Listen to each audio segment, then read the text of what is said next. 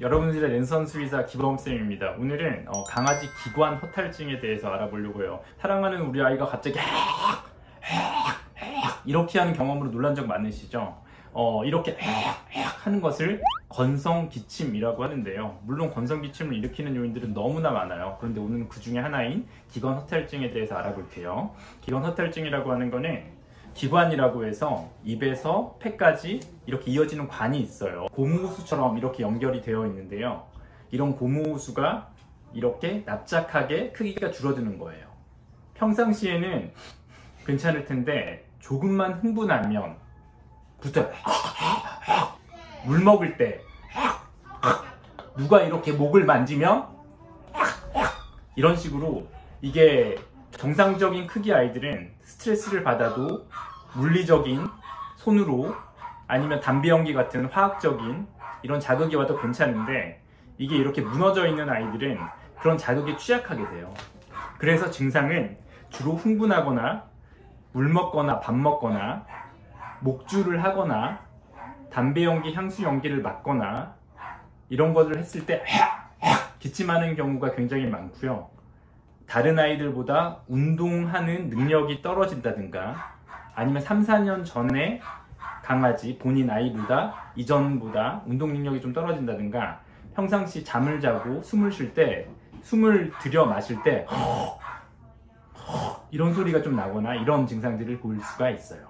이 나쁜 질환의 진단은 엑스레이를 기본적으로 찍게 돼요. 그런데 엑스레이는 순간이잖아요.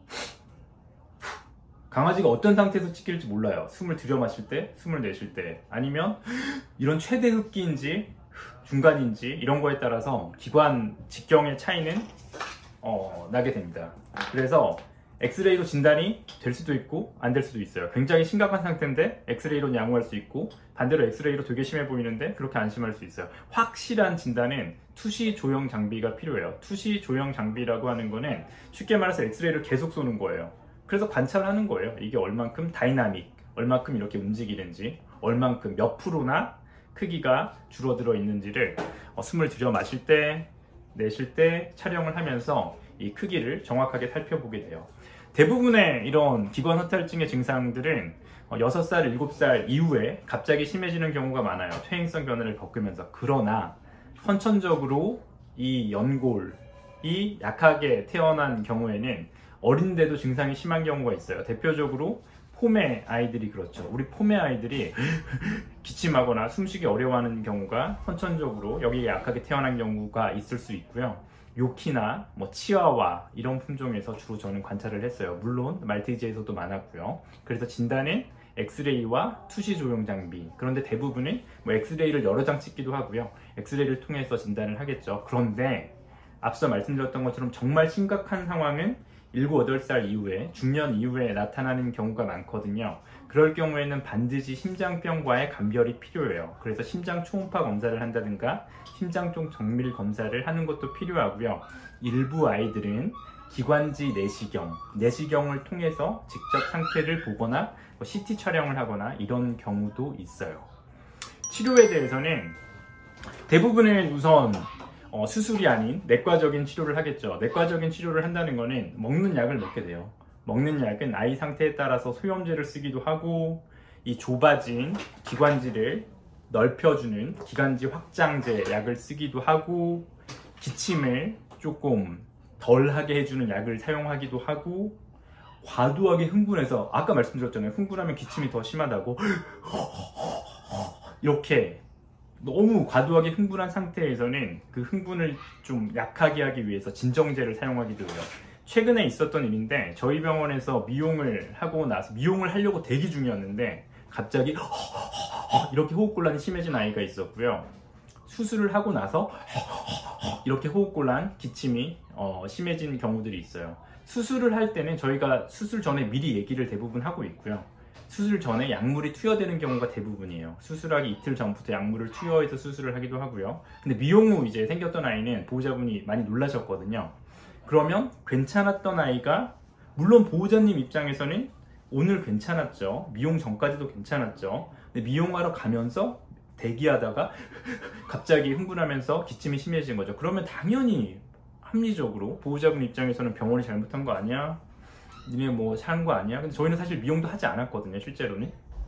그러니까 건강했던 아이가 그렇게까지 되진 않아요. 그런데 까마귀 날짜 배 떨어진 거죠.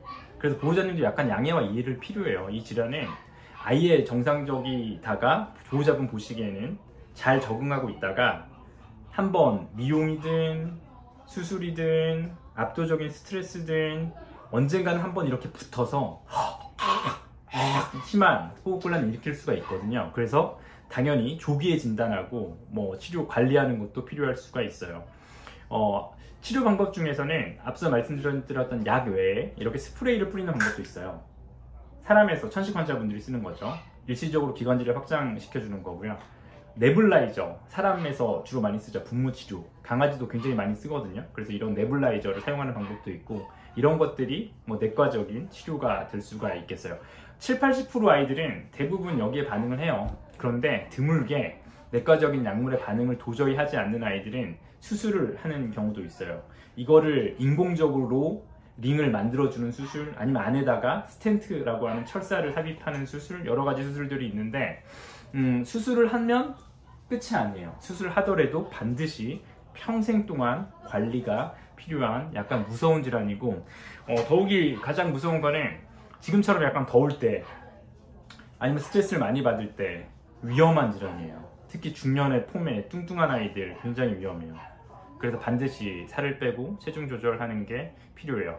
그러면 예방과 관리는 어떻게 해야 될까요? 우선 우리 아이가 간헐적으로 이런 기침 증상이 있다라고 하면 그게 정말 기관 허탈증 때문인지, 만성 기관지염 때문인지, 신장염 때문인지, 다른 요인은 없는지 검사를 받으실 것을 추천드리고요.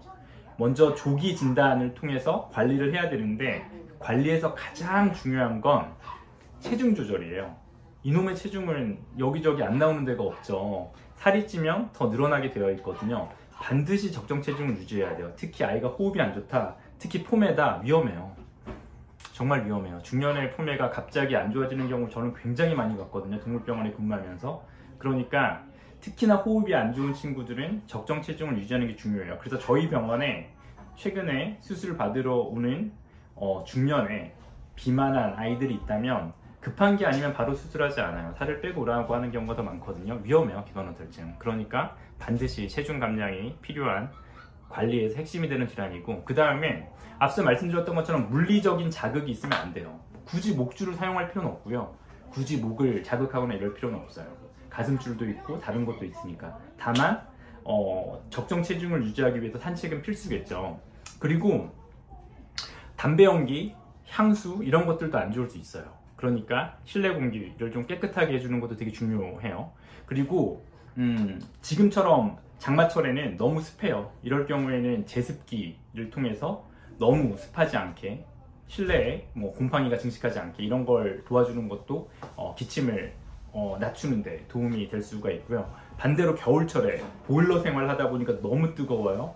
보호자님께는 안락해도 포메 아이들한테는 너무 더운 게 우리 보일러 생활이죠. 그럴 때는 가습기를 사용하는 것도, 깨끗한 가습기를 사용하는 것도 도움이 될 수 있어요.